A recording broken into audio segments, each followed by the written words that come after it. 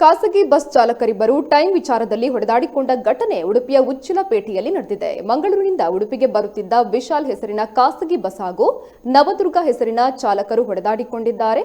ಪಡುಬಿದ್ರೆಯಲ್ಲಿ ಮುಂದೆ ಹೋಗುತ್ತಿದ್ದ ವಿಶಾಲ್ ಬಸ್ಸನ್ನ ಹಿಂದಿಕ್ಕಿ ನವದುರ್ಗ ಬಸ್ ಮುಂದೆ ಬಂದಿತ್ತು.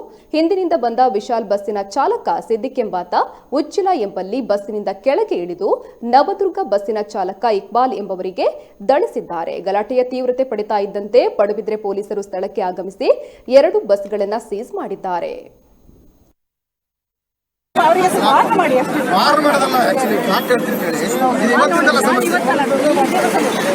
ಸಮಸ್ಯೆ ಅಲ್ಲ. ಮೊನ್ನೆ ಏನು ನಮ್ಮ ಇದರಲ್ಲಿ ಎಲ್ಲಿ ಬಸ್ ಸ್ಟ್ಯಾಂಡ್ ಅಲ್ಲೇ ಕಾಪು ಬಸ್ ಸ್ಟ್ಯಾಂಡ್ ಅಲ್ಲೇ ಹೊಡೆದಾಡ್ಕೊಂಡು ವಿಡಿಯೋನ ವೈರಲ್ ಮಾಡಿದ್ದಾರೆ.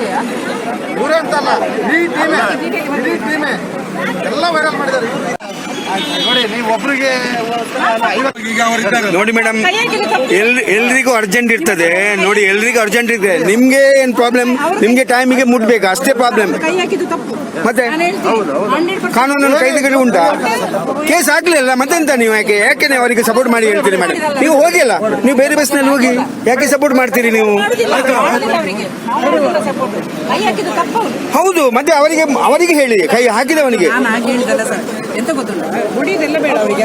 ಹೊಡಿದಿಲ್ಲ, ಕೇಸ್ ಹಾಕ್ತಾರೆ ಅವರು. ಕೇಸ್ ಹಾಕ್ಲಿ ಅಂತವರಿಗೆ ಕೇಸ್ ಹಾಕ್ಬೇಕು. ತಪ್ಪಲ್ವಾ? ಸ್ವಲ್ಪ ಕಡಿಮೆ. ಇದು ನನ್ನ ಸ್ಟೇಷನ್ ಅಲ್ಲ, ಆದ್ರೂ ನಾನು ಬಂದಿದ್ದೀನಿ. ಆಕ್ಚುಲಿ ನನ್ನ ಸ್ಟೇಷನ್ ಅಲ್ಲ ಇವರೇ, ಆದ್ರೂ ನಾನು ಬಂದಿದ್ದೀನಿ ನಿಮಗೋಸ್ಕರ.